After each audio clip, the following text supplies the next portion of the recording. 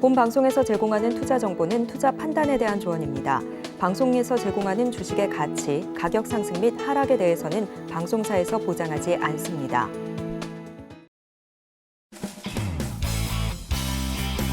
시청자 여러분 안녕하십니까. 깊이 있는 인사이트로 여러분들의 투자를 잘 이끌겠습니다. 저는 강관호입니다. 저는 이소연입니다. 전날 미국 시장 휘장한 관계로 어제 우리 시장 홀로서기에 나섰습니다. 외국인들 다행히 코스피, 코스닥 양시장 모두 순매수를 보였는데요. 시총 1위 기업인 에코프로 그렇지만 코스닥 시장에서 계속적으로 헤매고 있습니다. 어제도 3%가량 밀렸습니다. 사업회사인 에코프로 BM의 하락폭보다 더 깊었습니다. 반면에 코스피 쪽은 평이한 흐름을 보였습니다. 최근에 테마주 흐름 좀 변동하고 있습니다. 이제 초전도체 다시 살아나는 모양입니다. 최근의 순환매 양상 여전히 진행형입니다. 간밤에 미증시 3대 지수 모두 하락 마감했습니다. 러시아와 사우디의 자발적 감산으로 국제유가가 90달러 선까지 치솟은 게 인플레이션을 자극했고요. 또 미 국채 수익률 역시나 계속해서 오름세를 보여주면서 혼란을 야기했습니다. 자, 우리 시간으로 밤사이에 드디어 베이지북이 공개되는데요. 저희 서울경제TV와 끝까지 함께 하시면서 대응 방안까지 함께 짜보시길 바랍니다. 지금 실시간으로 서울경제TV 유튜브 함께 하시면 더욱더 다양한 인사이트 얻어가실 수가 있습니다. 유튜브에 서울경제TV 검색하시면요. 실시간 방송도 함께 하실 수가 있고요. 방송 끝난 이후에도 인사이트 얻어가실 수 있으니까요. 지금 바로 함께 해주시면 좋겠습니다. 자, 우리 시청자 여러분들께서도 오늘 시장 그리고 증시 팔도 화이팅입니다. 화이팅! 미국 시장 그리고 암호화폐 시장 함께 알아보는 순서입니다. 오늘도 더드림 에센스의 우혜진 전문가 함께하겠습니다. 안녕하세요. 네, 안녕하세요. 자, 미국 시장 좀 들어볼까요? 네, 간밤 유가 상승, 국제유가 상승이라는 그런 악재 속에서 일제히 미국 증시 하락을 했었습니다. 자, 유가 상승에 따른 인플레이션 부담과 또 연준의 긴축 정책이 지속될 수 있다는 우려가 있었죠. 또 원자재 시장에서는 국제유가가 좀 튀어오르면서 뉴욕 증시 하방 압력을 실었습니다. 세계 최대 산유국들인 이 사우디아라비아와 러시아가 연말까지 하루 130만 배럴 자발적 감산을 연장하기로 발표를 했죠. 유가는 연중 최고치, 또 달러 가치는 6개월 만에 최고치로 치솟았고 또 잠시 안정세를 보였던 국채금리 다시 오르고 있습니다. 좀 자세히 살펴보면요. 지금 사우디 같은 경우에 지난 7월부터 하루 100만 배럴 자발적 감산에 돌입을 했고 이 자발적 감산 기한을 매달 연장을 하고 있습니다. 노박 러시아 부총리 같은 경우도 석유 시장 안정과 또 균형을 유지하기 위해서 연말까지 자발적인 감산을 연장을 했다고 밝혀왔죠. 러시아는 지난 3월부터 또 하루 전체 생산량의 5%인 50만 배럴 자발적 감산을 시행해서 8월부터 내년 말까지 원유 수출량을 50만 배럴 줄였습니다. 이런 상황에서 9월에도 30만 배럴의 석유 수출을 자발적으로 줄이겠다고 밝혔는데요. 러시아도 사우디와 마찬가지로 매달 감산 조치를 검토할 계획입니다. 오페 플러스는 지난해 10월 하루 200만 배럴씩 감산하기로 합의를 했고 또 이어서 지난 4월부터는 일부 회원국이 하루 166만 배럴만큼 원유 생산량을 추가로 감산하기로 했었는데요. 이렇게 되면 약 366만 배럴 감산이 연말까지 이어지게 된 셈입니다. 이렇게 발표가 되면서 치솟은 국제유가, 자, 뉴욕 상업거래소에서 WTI는 지금 전거래일 대비해서 1.3% 오르면서 86.69달러의 거래를 마쳤는데 장중에 87달러 이상까지 치솟았습니다. 작년 11월 15일 이후 최고치를 기록한 거고요. 11월 브렌트유 같은 경우는 장중 90달러를 웃돌면서 91.15달러를 찍기도 했습니다. 자, 국채금리 다시 좀 소리를 들고 있죠. 10년물 국채금리 같은 경우는 전거래일 대비해서 9.5bp 올라서 4.26% 거래되고 있고 2년물 국채금리도 8.8bp 오르면서 5%에 근접한 지금 4.95% 기록을 하고 있습니다. 30년물 국채 금리도 4.38% 가리키고 있습니다. 경제 지표 좀 부진했습니다. 미국의 8월 고용 추세 지수는 113.02로 전월치가 114.71보다 지금 하락한 모습인데요. 이 고용 추세 지수는 고용 시장을 보는 선행 지수예요. 그래서 지수가 하락을 하면 고용이 줄어들 가능성이 있다는 의미를 보입니다. 이 지수가 지난주 발표된 미국의 8월 비농업 고용 보고서에 이어서 미국에 과열됐던 노동시장이 둔화하고 있음을 좀 암시하는 모습입니다. 미국의 7월 공장제 수준은 전월 대비 2.1% 줄어들면서 5달 만에 감소를 했습니다.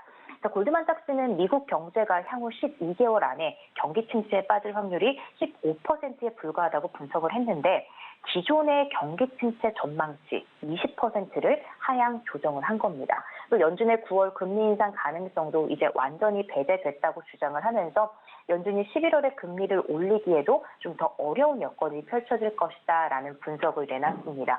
유가 상승으로 인플레이션 부담이 커지면서 미국 국채 수익률이 오른 점도 좀 위험자산의 심리적 부담을 줬는데요.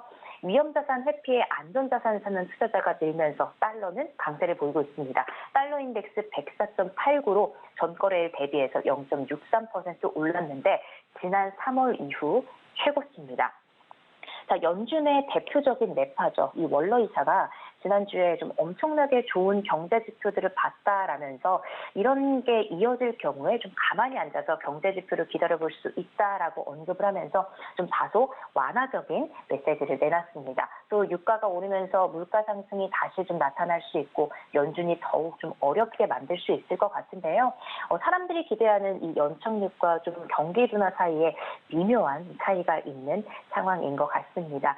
최근 2달 연속 물가 상승률이 좀 개선되는 흐름을 보였고 과열된 고용 시장도 완화한 만큼 연준이 좀 조금 더 신중하고 조심스럽게 움직일 수 있는 여유가 생겼다는 의미로 볼 수 있겠습니다. 지난주 뉴욕 증시가 좀 강세를 보였던 만큼 이 월 초에 어떤 강세 추진력이 이어질 수 있다는 좀 분석이 나오고 있는데 9월이 좀 역사적으로 S&P 500 지수가 1년 중에 가장 부진한 평균 수익률을 낸 달입니다. 어떻게 투자 전략 잡아 나가면 좋을지 또 증시팔과 함께 시장 흐름들 또 전략들 세워 나가시면 좋겠습니다. 저희 증시8까지 함께 광고를 해주셔서 고맙고요. 자, 국제 금리도 올라가고 유가 급등도 하고 그다음에 달러화 지수 어느덧 105 문턱까지 왔네요. 최근에 100도 좀 한번 깼습니다만은 이렇게 달러가 강세로 가면 이머징 마켓 별로 안 좋죠. 우리나라도 오늘 조금 주의를 해봐야 되겠다 이런 생각을 하겠습니다. 자, 테슬라 쪽 좀 들어볼까요? 5%나 급등했습니다. 네, 지수 하락은 있었지만 역시나 기술주들, 대형 기술주들 강세였는데 그중에서도 테슬라가 두드러진 상승폭 기록을 했습니다. 4.69% 지금 가리키고 있는데요.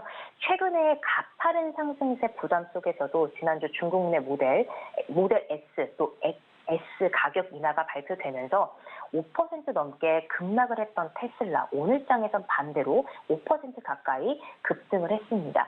이 전기차 시장의 경쟁 심화에 따른 좀 이익률 추가 축소 우려가 불거지면서 주가가 급등을 했었는데 이 모델 3 개량형 가격을 12% 정도 인상하기로 한 게 주가 급등 발판이 된 걸로 보입니다. 이 모델 3 긍정적 반응에도 불구하고 이 주가가 5% 가까이 급등을 하면서 이 투자자들이 매수를 해야 될지 또 매도를 해야 될지 좀 고민을 했었습니다. 지난달에는 자율주행 기술의 고도화를 위해서 슈퍼컴퓨터를 출범했다는 소식에 7% 넘게 급등을 하면서 250달러를 회복했다가 다시 급락을 하면서 250달러가 깨지기도 했었죠. 전기차 시장의 대장, 테슬라의 흐름 계속 지켜보면서 여러분들 현명한 투자 판단 하셨으면 좋겠고요. 또 마이크로소프트 AI의 대장주죠. 지난 1년 동안 이 AI 기대감에 거의 40% 가까이 상승을 하면서 또 깜짝 실적까지 발표를 했었습니다. 이후 코파일럿 등 이런 AI 모멘텀을 고려하면 성장성이 더 긍정적이라는 분석들이 나오고 있는데요. 그래서 웰스파고 같은 경우는 이 유망한 메가캡 종목 리스트에 마이크로소프트를 추가를 하기도 했습니다. 계속 나오는 이야기지만 AI 버블이냐, AI 붐이냐 사실 어느 것도 이렇다 할 정답이 없는 상황이긴 하지만 전 세계적으로 급변하는 기술 발전을 본다면 앞으로 어떤 더 놀라운 기술들이 공개될지 궁금하고 또 기대가 되는 상황입니다. 에어비앤비 소식 전해드릴게요. 이제 18일부터 S&P 500 지수에 합류된다는 소식에 오늘 7% 넘게 폭등을 했는데요. 장 초반부터 8% 폭등세가 유지가 됐었습니다. 여행 수요가 회복이 되면서 올 들어 주가도 70% 가까이 상승을 했었는데 팬데믹 기간 좀 억제됐던 여행 수요가 일상생활 복귀 이후에 분출되기 시작을 하면서 뭐 호텔, 항공사 주가가 뛰어오르는 가운데 에어비앤비의 주가도 동반 폭등을 했습니다. 여기에 깜짝 실적까지 더해지면서 증권사에서도 낙관적인 입장을 내놨죠. 뭐 여행 산업, 여행 관련 산업들 상승은 계속 지속을 하고 있는데요. 요즘에 보면 또 호텔도 호텔이지만 이 단독주택 같은 이런 에어비앤비의 대체 숙박 수요가 늘어나고 있는 점 주목하시면 좋을 것 같습니다. 국제유가 상승 소식에 석유주는 일제히 좀 상승을 했습니다. 옥시덴탈 페트롤리움, 이오지 리소시스 같은 경우 2% 내외로 지금 올랐고요. 반대로 또 유가에 굉장히 민감한 항공주들 유가 상승에 타격을 받고 있습니다. 아메리칸 항공, 델타 항공, 유나이티드 항공 같은 경우 2% 넘게 하락하는 모습 보이고 있습니다. 자, 또 하나 마지막으로 전해드릴 것은 요즘 제가 헬스케어주들도 많이 언급을 했었습니다. 자, 노보노디스크, 일라이릴리 주목을 할 수밖에 없는데요. 지금 두 기업이 비만을 잡아야 패권을 잡는다면서 정말 대결 구도에 올라가 있습니다. 특히 노보노디스크 같은 경우는 지금 정말 잘 나가던 우리 루이비통 모두도 알고 계신데 루이비통을 제치고 유럽 증시에서 시가총액 1위로 올라섰습니다. 이 종가 기준 처음으로 유럽 증시 시가총액 1위를 차지를 했는데요. 유럽에서 가장 높은 기업으로 맞는 건 단연, 당뇨, 또 비만 치료제, 위고비입니다. 위고비가 체중 감량 효과에 뛰어난 살을 빼는 약으로 유명하죠. 또 과체중이나 심혈관 질환이 있는 성인을 대상으로 이 최대 5년간 진행한 임상 결과도 지금 뇌졸중이나 심혈관 사망 위험을 20% 낮춘다고 발표를 해서 위고비의 수요 증가를 더욱 부추긴 상황입니다. 이에 맞서는 일라이릴리, 또 마운자로 올 연말 FDA의 신약 승인 심사 결정을 통과를 한다면 내년부터는 정말 2파전이 될 거란 전망이 지금 나오고 있습니다. 자, 일라이릴리 같은 경우는 신약 개발을 위해서 매년 25%, 매출의 25%를 연구 개발에 재투자한다고 했었는데요. 두 종목 모두 오늘 강보학 마감이긴 하지만 주목할 필요가 있기 때문에 제가 좀 언급을 했습니다. 특징주 여기까지 전해드릴게요. 자, 일라이릴리까지 잘 들었고요. 자, 이제 비트코인 쪽으로 가봐야 되는데 3만 불 선에서 쭉 밀려 내려가더니 오늘도 10%도 더 넘게 내려갔습니다. 2만 6천도 깨졌네요. 네, 그렇습니다. 비트코인 지금 약세 계속해서 지속이 되고 있는데 아무래도 비트코인 현물 ETF 승인이 밀린 이후에 약세를 지속한 모습입니다. 지금은 3,500만 원 선 조금 올라갔었는데 조금 전까지만 해도 3,500만 원 선이 깨진 모습을 볼 수 있었습니다. 자, SEC가 블랙록을 포함해서 글로벌 자산운용사들의 비트코인 선물 ETF 승인 여부 오늘 10월로 미루면서 시장의 상승 동력이 조금 더 많이 사라진 모습을 보이고 있습니다. 최근에 이 비트코인 같은 경우 계단식 하락세를 보이면서 지난달 말에 발생한 그레스케일 효과에 대한 상승분까지 반납을 했고요. 3개월여 만에 3,400만 원 선을 하회할 가능성까지 커졌습니다.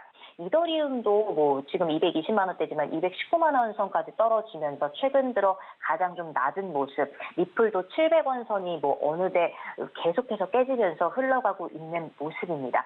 자, SEC 승인 연기에도 불구하고 더 많은 가상자산 현물 ETF가 출시될 거란 전망까지 지금 제기가 되고 있는데 참 이 암호화폐, 가상화폐 시장, 가상자산 시장 정말 아이러니합니다. 이 글로벌 투자은행 번스타인이죠. 앞으로 가상자산 ETF는 비트코인에 국한되지 않고 더 다양하게 확장될 거다라는 의견까지 내놨습니다. 자, 이렇게 급변하는 이 가상자산 시장, 이번에 가상자산 투자심리 공포 탐욕 지수죠. 이날은요, 좀 40점을 기록을 했습니다.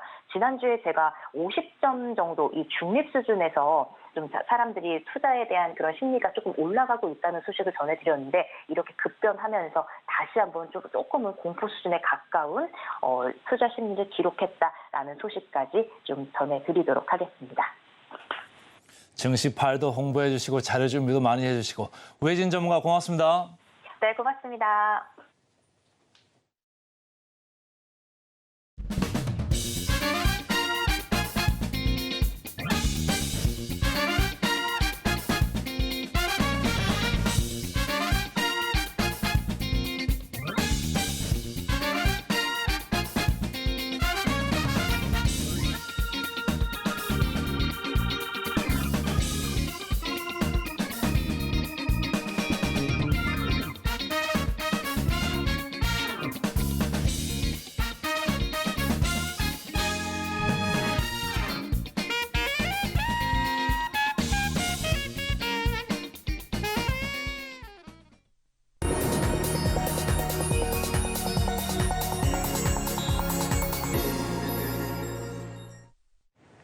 개인 투자자가 아닌 전문가는 장 시작 전 뉴스를 볼 때 어떤 부분에 초점을 맞출까요? 오늘 이분과 이야기 나눠보겠습니다.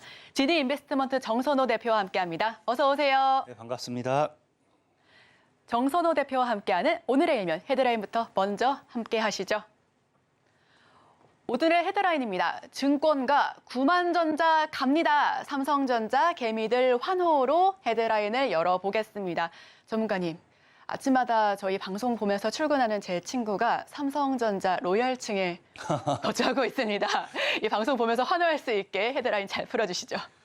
일단은 뭐 삼성전자 로얄층에 지금 입주하고 계신다니까 걱정하지 말라라고 이야기하고 싶은 게 우리가 집을 사신 분들도 사실상 집값이 언젠가는 올라갈 거를 알고 있어요. 하지만 그것이 지금 당장 금리 인상이라든지 경기의 불안정과 함께 집값이 상승세가 둔화되다 보니 굉장히 불안한 건데 삼성전자 역시도 그렇다라고 생각합니다. 저는 늘 많은 투자자들에게 얘기하는 게 삼성전자라는 이 기업의 가치, 그다음에 우리나라의 미래를 봤을 때는 삼성전자는 향후 10만 원이 아니라 20만 원, 30만 원도 갈 수 있을 만큼 굉장히 저평가되어 있는 종목 중에 하나다라고 말씀을 드리는데 사실 문제는 뭐냐고 하면 그 20만 원, 30만 원 가는 데 있어서 시간이 굉장히 많이 걸릴 뿐이라는 거지 우리가 거기까지 가지 못한다라고 생각하지는 않아요. 어쨌든 그것처럼 삼성전자가 최근에 이제 상승세가 나와주다 보니까 개인 투자자들이 사실은 뭐 9만 전자 이제 가는 거 아닌가 뭐 환호를 내딛고 있는데 저는 이 9만 원에서 끝날 게 아니라 10만 원, 20만 원도 더 봐야 된다라고 좀 말씀을 드리고 싶고 또 삼성전자가 갈 수밖에 없는 이유 사실 모멘텀이 굉장히 많지만 그중에서 일단 단기적으로 먼저 좀 찍어드린다라고 하면 우리가 차트를 보고 좀 먼저 설명을 드리도록 할게요. 주가의 상승 모멘텀이라는 건 결국 차트가 어느 정도 완성이 됐을 때 차트는 기술적인 분석, 과거의 흐름을 우리가 다시 흐름을 토대로 미래를 예측하는 거겠죠. 그래서 지금 최근 삼성전자의 월봉 차트를 한번 보고 가도록 하겠습니다. 자, 보면은 과거에 우리가 많은 개인들, 이제 로열층에 물려있던 그 개인들이 9만 원대에서 굉장히 많이 물렸어요. 그럼 9만 원대에서 지속적인 하방 추세대를 연결한다라고 하면은 올해 초죠. 2023년도 올해 초부터 분명하게 하방 추세 돌파가 나오는 것이 확인이 되고요. 그런 하방 추세 돌파와 함께 상승 구간대를 잡아내고 있는데요. 이제 제가 저항선과 지지선이 두 가지를 그었습니다. 아래선을 본다라고 하면은 기존의 6만 5천 원 정도의 지지와 강한 저항이죠. 그다음에 이 구간대를 돌파하면서 무엇을 하느냐? 최근에 다시 상승하다가 눌리지만 지켜주는 모습을 보여주고 있고요. 그다음에 두 번째 또 저항선을 본다라고 하면은 강한 저항선이 형성되어 있지만 다시 돌파하는 모습을 보여주고 있어요. 그럼 이런 이 저가를 높이는 저항대를 뚫고 올라간다고 표현하죠. 저가를 높이는 구간대를 봤을 때 사실상 기술적인 관점만 봐도 8만 원 구간까지는 충분히 열려 있기 때문에 삼성전자는 얼마든지 앞으로 상방에 대한 기대를 해볼 수 있다라고 표현을 좀 하고 싶고요. 그다음에 더 중요한 거는 이 8만 원대를 뚫었을 때는 정말 신고가까지도 갈 수 있지 않은가 좀 생각해 볼 수 있는 게 지금 이번이 여러분들 삼성전자에 대한 모멘텀을 분석해 봤을 때 이번 연도가 굉장히 중요한 이유. 지금 2023년도에 하방 추세를 돌파하면서 상방으로 올라가고 있다 했잖아요. 지금 외국인들이 올해만 몇 조를 매수하고 있느냐. 13조 원이 넘어가는 금액을 지금 어디에만 매수하고 있다? 삼성전자에만 매수하고 있다는 거예요. 사실상의 우리나라 국내 증시의 지금 매수 금액이 크지 않다라는 걸 생각했을 때는 이 말은 다르게 표현하면요. 외국인이 삼성전자를 13조 매수했다가 아니라 국내 증시에서는 삼성전자에만 올인을 했다. 그렇게 생각을 해보셔야 돼요. 그러면서 아까 좀 얘기했던 게 뭐였습니까? 이번 연도 하방 추세 돌파 이후에 삼성전자의 꾸준한 우상향이 나왔다 했잖아요. 근데 이 13조의 매수가 들어왔다는 거는 사실상의 이 상승세는 외국인들이 만들었다라는 거고 그 외국인들은 차익을 실현하기 위해서는 어떻게 해야 됩니까? 수익 실현을 하기 위해서는 더 높은 가격에서 팔아야 돼요. 그러다 보니까 삼성전자가 올라갈 수밖에 없는데 우리가 외국인의 평단을 한번 계산을 해볼게요. 자, 제가 차트를 하나 더 준비했습니다. 자, 이번 연도에 이 삼성전자 일봉 차트를 좀 보고 갈게요. 일봉 차트를 보고 간다라고 하면은 1월부터 현재까지의 차트예요. 저점과 고점을 기준으로 하면은 어느 정도 이 딱 중간선이 나오겠죠. 지금 최저점과 고점을 잡았을 때 중간 구간대가 한 6만 5천 원대 형성이 되어 있습니다. 그 말은 무슨 말이냐고 하면은 대략적으로 외국인이 이 1년 동안 현재 1월부터 9월까지 계속 지속적인 매수를 했다라는 가정하에 아니죠. 사실이죠. 사실이죠. 이런 상황 속에서 이 6만 5천 원 이하로 평단이 외국인의 평단이 나올 수가 없다라는 게 이제 우리가 생각해 볼 수 있는 거고요. 그다음에 사실 1월 달에 최저점이 너무 잠깐이었던 걸 생각해 본다라고 하면은 사실상의 평단은 67,000원 그 이상이 나와 줄 수밖에 없다라고 좀 생각을 해 보셔야 돼요. 그러다 보니까 이 67,000에서 7만 원이라는 가격대를 봤을 때는 앞으로 뭐 할 수밖에 없다. 삼성전자가 지속적인 상승세를 보여줘야지만 외국인들은 차익을 할 수밖에 없기 때문에 이 외국인들의 13조에 달하는 차익 물량을 생각해 본다라고 하면은 절대적으로 삼성전자가 9만 원까지 가는 건 사실 우리가 기정사실이다. 9만 원까지 가지 못한다 하더라도 아까 얘기했던 기술적인 구간대가 8만 원이라 했죠. 8만 원까지는 우리가 무조건적으로 갈 수밖에 없지 않을까라는 좀 희망을 가지셔도 괜찮다라는 거예요. 특히나 이제 이 삼성전자가 최근에 올라가는 이유는 여러분들도 알다시피 뭐 때문입니까? 엔비디아 반사이익이 모멘텀을 가지고 가고 있죠. 지금 최근에 엔비디아가 지속적으로 챗 GPT 이후에 AI 시장을 AI 반도체 관련돼 있는 모멘텀을 견인함으로 인해서 전 세계적인 지금 반도체 이런 사실 우리가 좋아하는 사이클이라고 좀 표현을 하겠죠. 아직 반도체 사이클이 완벽하게 온 거는 아니지만 그럼에도 반도체 사이클의 초기 이런 흐름의 분위기를 보여주고 있다라고 좀 생각해보고 있고요. 자, 그러다 보니까 지금은 엔비디아에 뭐 하고 있습니까? 삼성전자가 지속적으로 HBM3를 공급하겠다라고 이제 이야기를 했었는데 최근에 뭐가 나왔어요? HBM3 관련해가지고 이런 양산하는 모멘텀, 이 최종 테스트 합격을 하면서 빠르면 다음 달부터죠. 공급을 한다라고 합니다. 자, 그런 이슈가 나왔기 때문에 사실 뉴스를 본다라고 하면 삼성전자가 최근에 9만 천원까지도 갈 수 있는 이유가 엔비디아 효과 때문이라 했잖아요. 그럼 엔비디아가 앞으로 우리가 뭘 보면 좋으느냐? 엔비디아가 앞으로 더 상승한다, 못한다를 봤을 때 우리가 무엇을 예상할 수 있다? 삼성전자가 더 오를 것이냐 빠질 것이냐를 예상할 수 있다는 거예요. 왜? 아까 얘기했다시피 지금 이제 엔비디아 반사이익의 효과로서 삼성전자가 올라가는 거고 최근에 삼성전자가 6% 가까이 급등 나왔을 때도 뭐 때문이었습니까? 엔비디아의 HBM3를 공급할 것이다 라고 했기 때문이거든요. 근데 이 엔비디아가 지금 더 올라갈지 못 갈지는 지금 우리가 분석하는 것보다 사실상의 월가, 우리보다 더 이 미래 시황이랑 분석을 잘하는 월가가 존재하죠. 근데 월가 같은 경우 뭐라고 이야기하냐고 하면요. 엔비디아가 200% 폭등했습니다. 지금 이미 이번 연도에만 200% 폭등했지만 뭐다? 아직도 저평가래요. 우리가 과거에 이거 어디서 많이 봤을 거예요. 어디서 봤냐고 하면 에코프로죠. 에코프로가 300%, 400% 폭등했지만 아직도 저평가다 하면서 2배, 3배, 2차 전지 더 날아가는 거 많이 봤을 겁니다. 자, 그러면서 지금 엔비디아 같은 경우도 지금 200% 상승세가 나왔지만 월가에서 보는 흐름은 뭐다? 이렇게 상승했음에도 저평가기 때문에 아직도 사야 된다라는 거고 그렇기 때문에 목표가를 지금 뭐예요? 줄줄이 계속해서 인상을 하고 있습니다. 그래서 언제까지 사야 되느냐? 언제까지 갈 것이냐를 이야기했을 때 지금 언제까지 간다고요? 바로 이제 다음 뉴스를 본다라고 하면은 월가에서 예상하는 거는 내년까지예요. 내년까지는 더 오를 것이니까 지금 200%가 올랐다라고 해서 여러분들이 안 살 게 아니라 200%가 올랐지만 아직도 저평가되어 있다. 그러면은 여러분들이 사야 된다라는 이 발표가 지속적으로 월가에서 나오고 있다라는 거예요. 그러면 우리가 여기서 예상해 볼 수 있는 건 뭡니까? 엔비디아라는 그룹이 이제 월가의 목표치와 함께 앞으로 꾸준한 성장성을 가지고 챗 GPT와 함께 AI 시장에서 모멘텀을 가지고서 상승한다라고 하면은 아까 뭐라 했어요? 사실 삼성전자가 최근에 6% 오른 게요. 근 3년 만이거든요. 이 6% 오른 이유가 엔비디아라는 모멘텀이었고 HBM3 최종 테스트에 합격을 하면서 빠르면 다음 달부터 공급을 한다라고 하면서 이게 이슈가 됐잖아요. 그럼 엔비디아가 오르기 때문에 우리가 테슬라가 올랐기 때문에 2차 전지 관련되어 있는 모멘텀의 수혜주들이 올랐던 것처럼 엔비디아가 올랐기 때문에 뭐 할 수밖에 없다? 삼성전자는 앞으로 꾸준하게 더 갈 수밖에 없다라는 거예요. 그러니까 월가가 내년까지 엔비디아의 상승을 예상하는 이상 이 엔비디아라는 기업이 앞으로 하락을 잡지 않는 이상 제가 보는 관점은 삼성전자를 통한 반사이익, 그런 반도체 관련되어 있는 수혜주들 이런 종목들은 앞으로 우리도 내년까지 꾸준하게 상승할 수밖에 없겠다라는 가정을 세워야 되는 거고요. 그럼 9만 전자에 한화할 게 아니라 엔비디아가 신고가 랠리를 가는 만큼 삼성전자도 이번에 다시 10만 전자 그 이상으로 갈 수 있는지 지켜보면서 좀 대응을 하시면 많은 도움이 될 거다라고 말씀을 드리겠습니다.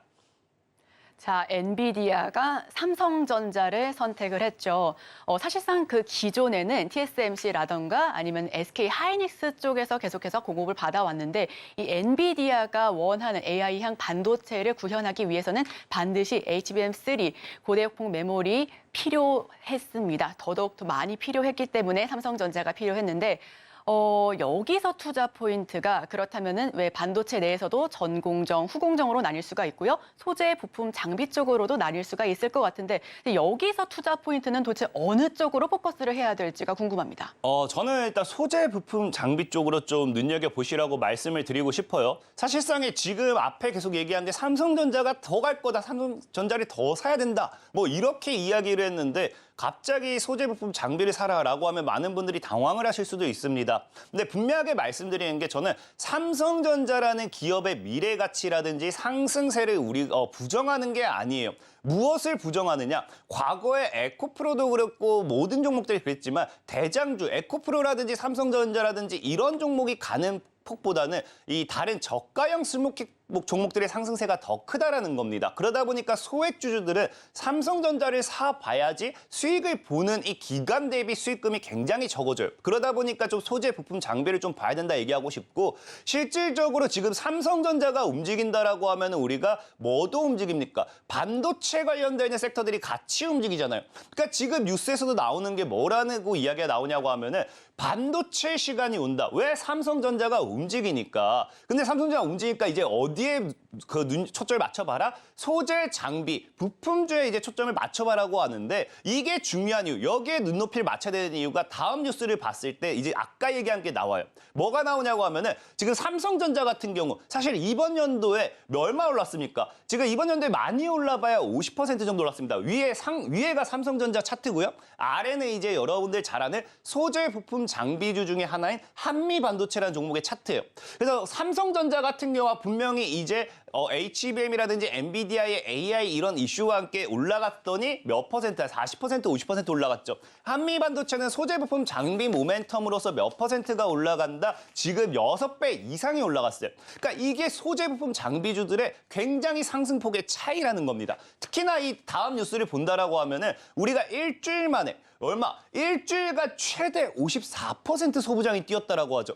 여러분들이 삼성전자를 매수해보세요. 삼성전자가 일주일 만에 54% 뛴다? 그거는 다른 기업은 그냥 점상 랠리를 간다는 겁니다. 사실 54%가 가는 것도 말이 안 되는 거고요.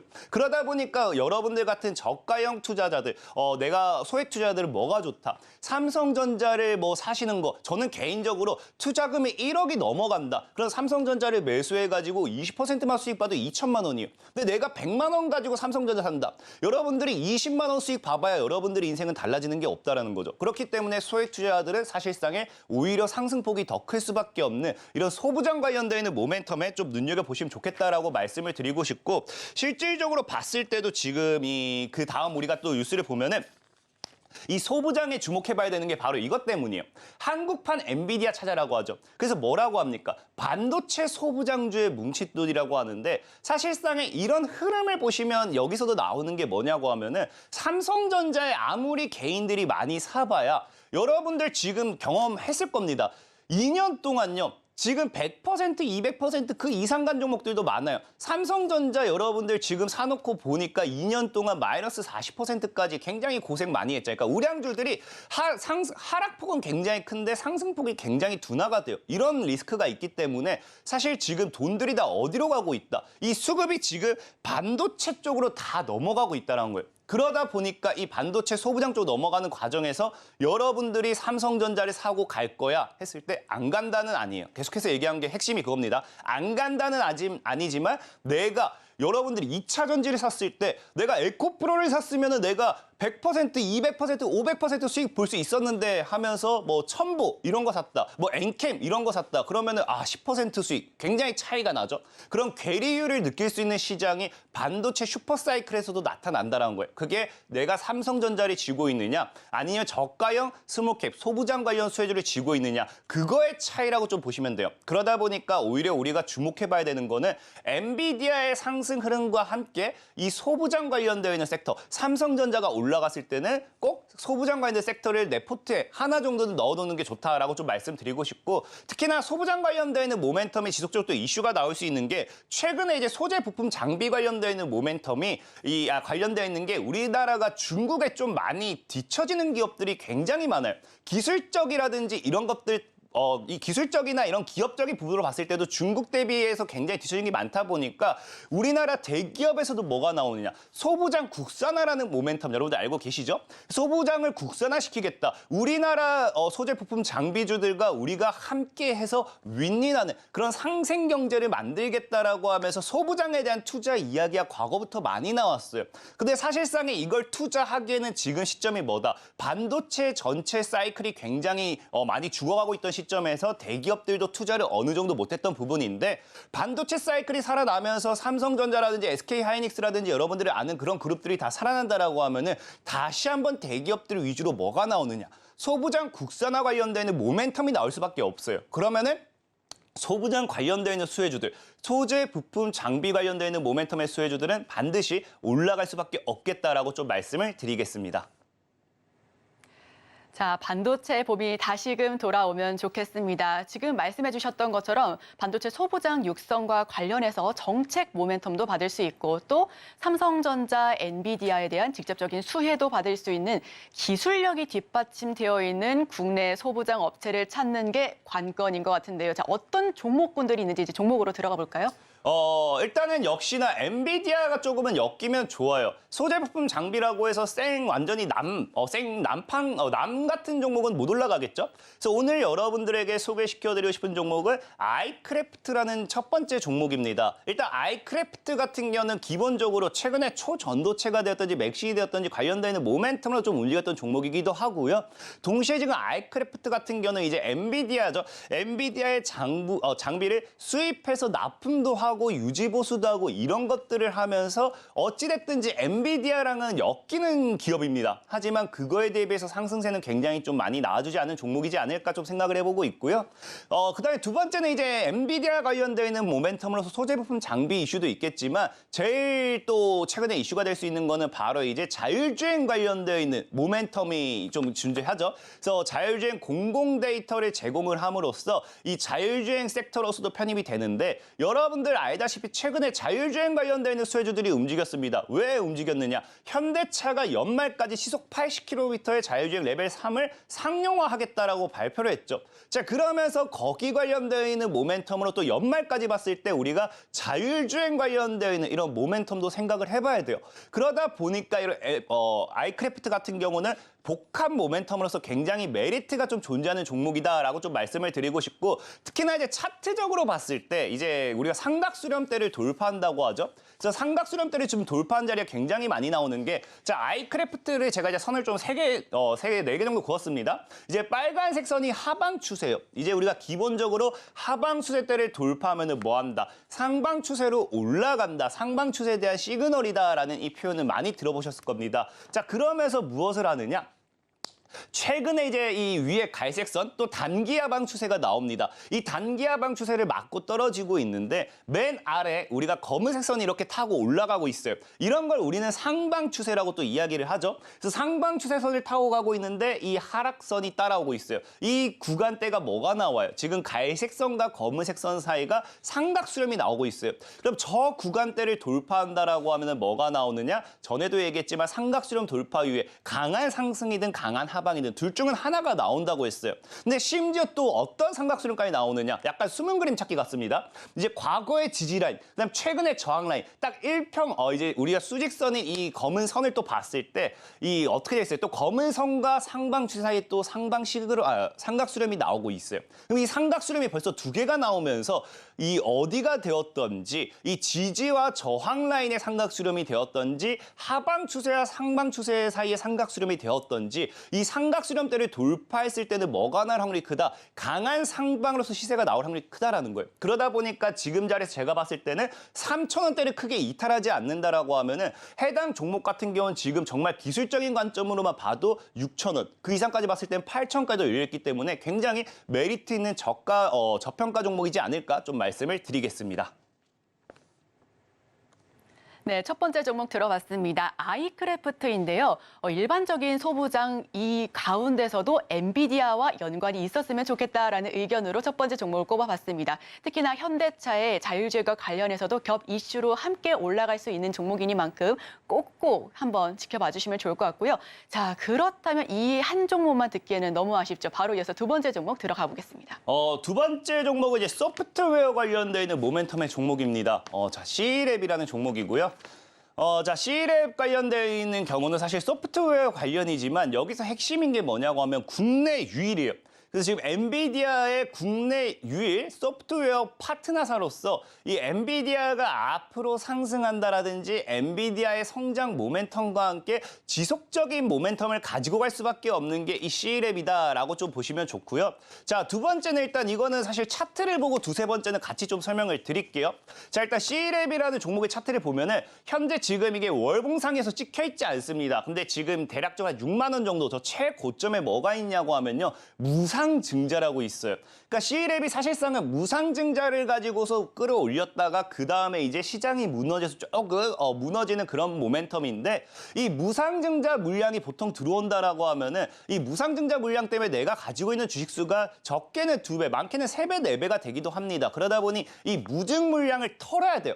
무증 물량을 털려고 한다라고 하면 어떻게 해야 되느냐? 과거의 자리까지는 적어도 다시 올려내는 경우가 많습니다. 그런 관점에서 봤을 때 과거에 5만 원, 6만 원까지도 다시 올라갈 수 있지 않을까 좀 생각해보면 좋고요. 마지막으로 이 월봉상 패턴이라고 하죠. 여러분들이 잘 아는 패턴 중에 이게 쌍바닥에 뭐가 있습니까? 쌍바닥에 짝꿍댕이라고 하죠. 오리궁댕이. 가면서 점점 이 저점이 높아지는 그런 패턴이 나오는데 지금 이런 패턴으로 봤을 때 기술적인 반등까지 열려있는 자리가 3만 원이라는 거예요. 그럼 지금 자리에서 매수를 한다라고 하면 쌍바닥, 오리궁댕이, 짝꿍댕이 이런 패턴 다양한 이름이 있는데 그런 패턴에서의 최저점 매수 구간 타점이 되는 거고요. 그리고 기술적인 반등이 나왔을 때가 저 돌파하는 자리 3만 원까지는 적어도 갈 수 있기 때문에 지금 자리에서도 약 80% 정도 더 상승 추세가 기대되는 종목이다라고 좀 말씀을 드리겠습니다. 네, 두 번째 종목 C랩까지 들어봤습니다. 지금 빠르게 한 종목만 더 듣고 한번 이야기를 나눠보고 싶은데요. C랩 같은 경우에는 엔비디아와 지금 소프트웨어 파트너사로서 계속해서 우상향 곡선을 그려볼 수 있는 그런 종목이다라는 의견까지 받아봤고요. 마지막 종목으로 짧게 들어보겠습니다. 마지막 종목은 ITIG라고 좀 소개를 시켜드릴게요. ITIG 같은 경우는 최근에 엔비디아의 GPU 사업에 참여하기로 결정하면서 한번 모멘텀이 엮였고요. 차트만 보고 굉장히 빠르게 설명드리겠습니다. 사실 차트가 굉장히 저는 마음에 드는 차트라고 좀 말씀드리고 싶어요. 하방 추세 돌파 이후에 지켜주는 자리, 삼각수렴대가 돌파하죠. 이것보다 더 중요한 게 일봉 차트라고 좀 말씀드리고 싶은데 우리가 일봉 차트를 잠시만 보고 가도록 할게요.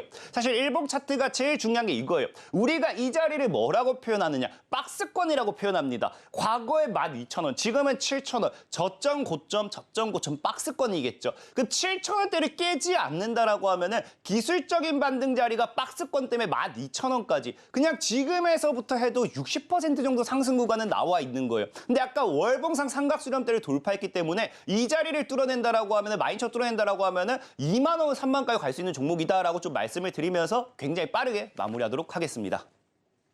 네, ITIG까지 한번 마무리를 해보겠습니다. 엔비디아의 수혜를 받는 세 가지 종목 한번 나눠봤고요. 이 종목 오늘 시장에서 함께 눈여겨봐주시면 좋겠습니다. 지금까지 지니인베스트먼트 정선호 대표와 함께했습니다. 오늘 말씀 고맙습니다. 감사합니다.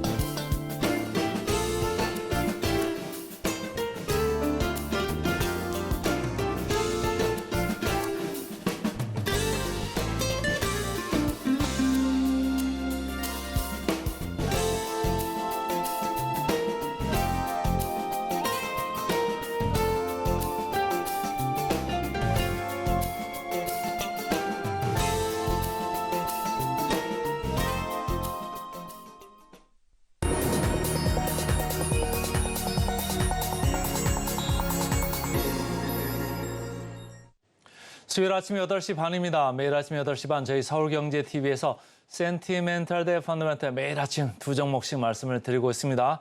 오늘은 효성 첨단 소재를 센티멘탈로 그리고 우리 업체죠. FNF 펀더멘탈로 이렇게 두 종목 말씀을 드리겠습니다. 자, 효성 첨단 소재부터 먼저 들어가 보겠습니다. 차트를 보시면 어제 제가 효성 TNC 가져와서 이제 말씀을 드렸댔는데 오늘은 효성 첨단 소재입니다. 여기 타이어 코드도 하고 그다음에 최근에 탄소 섬유, 아라미드 섬유 이쪽 하면서 많이 각광을 받고 있죠. 최근에 증설도 있었고요. 주가가 이렇게 쉬고 있다가 약간씩 고개를 들려고 하고 있죠. 그래서 제 레이더에 걸렸습니다. 효성 그룹 중에서는 최근에 효성 중공업 상당히 인기가 좋았었죠. 그런데 이제 그 다음으로 이제 효성 TNC, 효성 첨단 소재 이렇게 제가 소개를 드리고 있습니다. 대신증권에서 나왔습니다. 대신증권에서 탄소 섬유가 퀀텀 점프를 하고 있다 이런 얘기예요. 2분기에 벌써 전분기 대비 매출이 70% 넘게 이렇게 올랐습니다. 매출이 오르는데 이렇게 인기가 좋으니까 어떻죠? 판매 수출 가격도 오르고 있습니다. 그래서 전체적으로 Q도 좋고 ASP, 이게 P도 좋다. 이래서 탄소 섬유 쪽에서 기대를 좀 많이 하고 있고요. 아라미드 섬유 쪽도 고부가 같은데 이쪽도 계속적으로 좋아지고 있습니다. 그래서 이쪽의 시장 성장성이 좋다 이렇게 보는 거예요.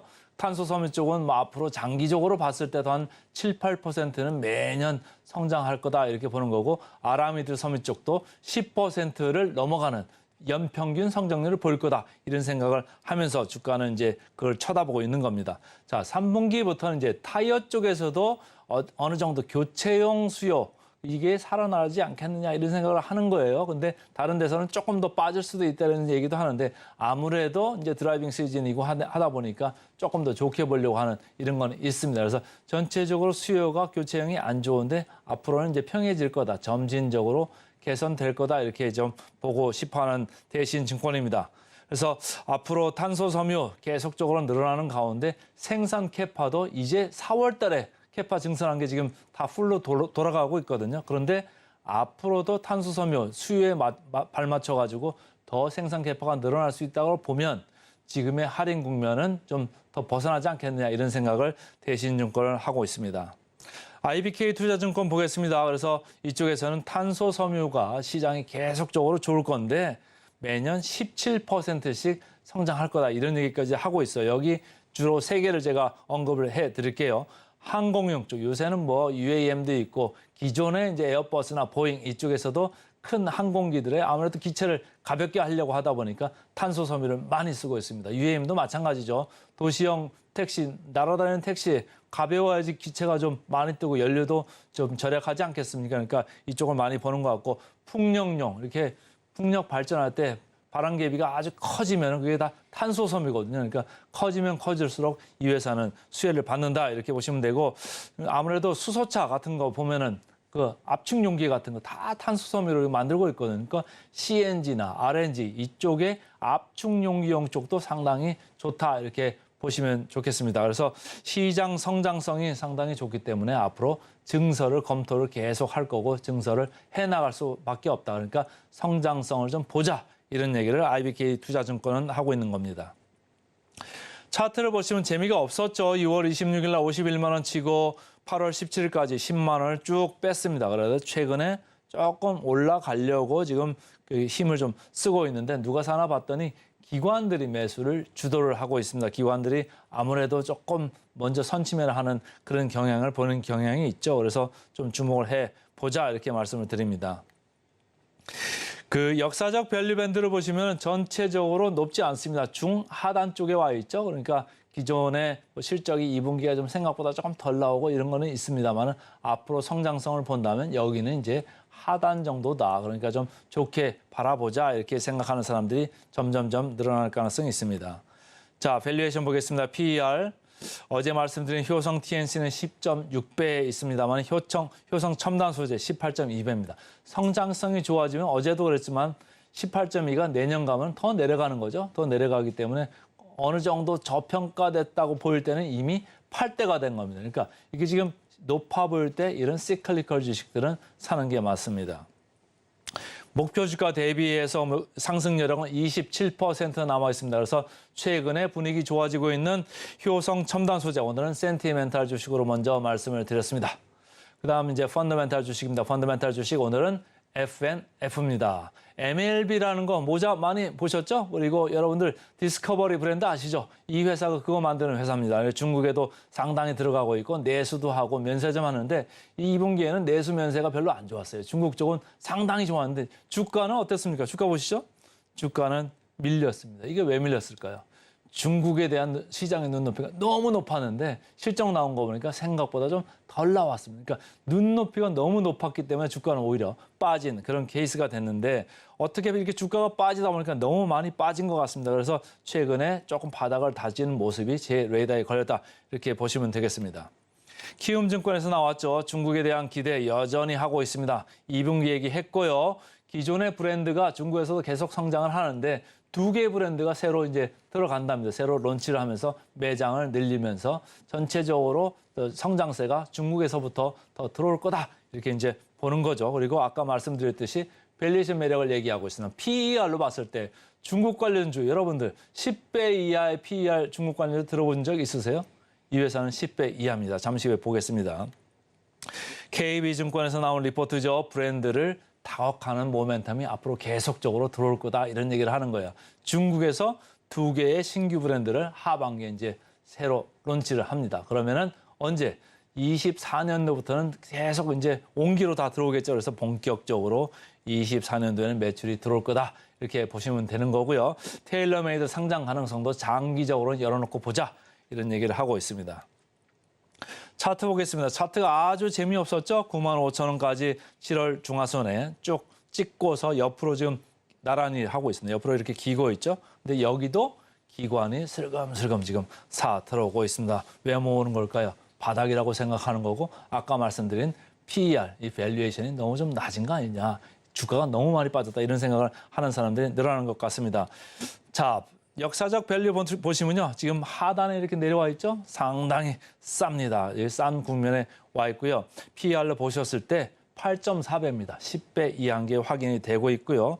그래서 목표 주가 마지막으로 터치를 해드리면 목표 주가가 이렇게 내려와가지고 크게 반응이 없어요. 그래서 목표 주가 보니까 64%입니다. 64% 사실은 조금 높아 보이죠? 애널리스트들이 목표 주가를 하향 조정을 지금 안 하고 버티고 있는 거. 왜 버티고 있을까요?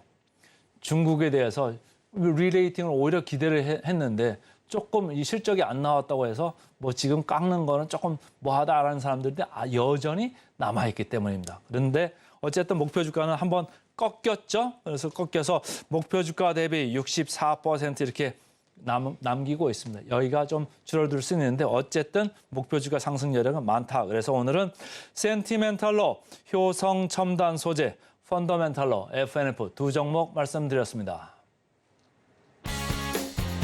오늘의 핵심 요약 세 줄입니다. 뉴욕 증시 국제유가 상승에 3대 지수 하락 마감했습니다. 미 국채 수익률도 오르면서 시장은 베이지북에 더욱 집중할 예정입니다. 오늘의 일면 구만전자 갑니다. 증권사 전망에 개미들 환호. 엔비디아 수혜를 받는 국내 반도체 소부장 관련주 세 종목 알아봤고요. 마지막으로 센티멘탈 대 펀더멘탈. 센티멘탈은 수소시대 섬유는 탄소섬유, 효성 첨단 소재. 그리고 중국 시장에서 가장 잘 나가는 기업이면 변함없다. 펀더멘탈은 FNF까지 알아봤습니다. 저희는 바로 이어서 증시 구로 돌아오겠습니다. 개장 방송도 서울경제TV와 함께 하시죠.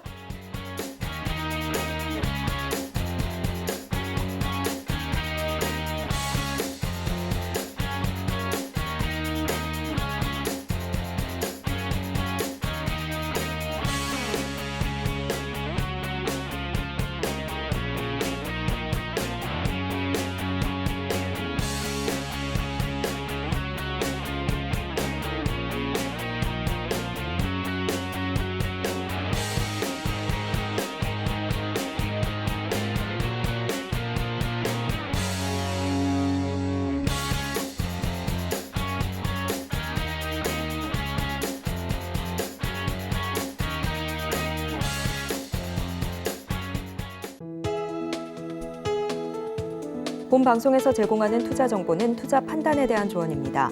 방송에서 제공하는 주식의 가치, 가격 상승 및 하락에 대해서는 방송사에서 보장하지 않습니다.